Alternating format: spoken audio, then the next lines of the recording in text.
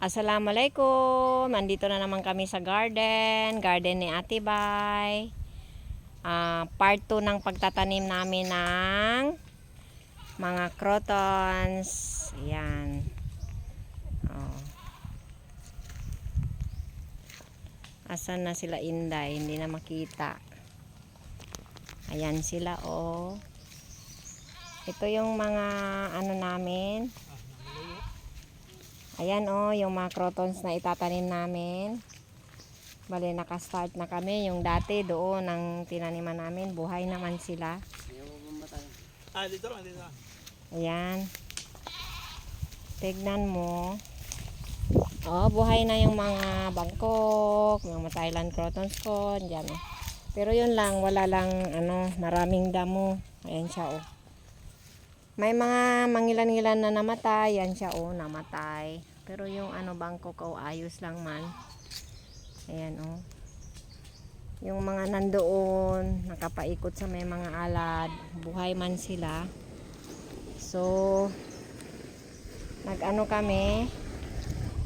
Ito yung mga black mamba, buhay na rin sila, oh. Ayan. Buhay na rin. Oh.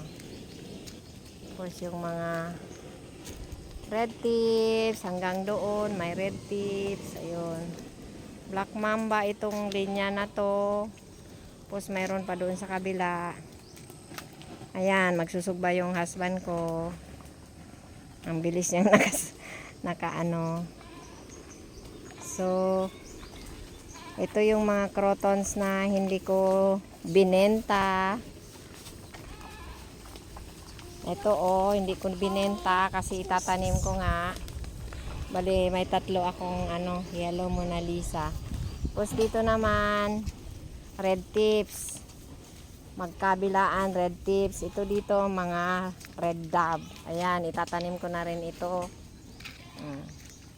Red dove siya, dalawang yung iba, mga Thailand crotons. Ayan, tapos dito may mga ramhorn ako nakikita. Black mamba. Yun, may mga Bangkok pa. Tapos lalagyan namin yan. Tapos lahat yung mga, may mga fence dyan.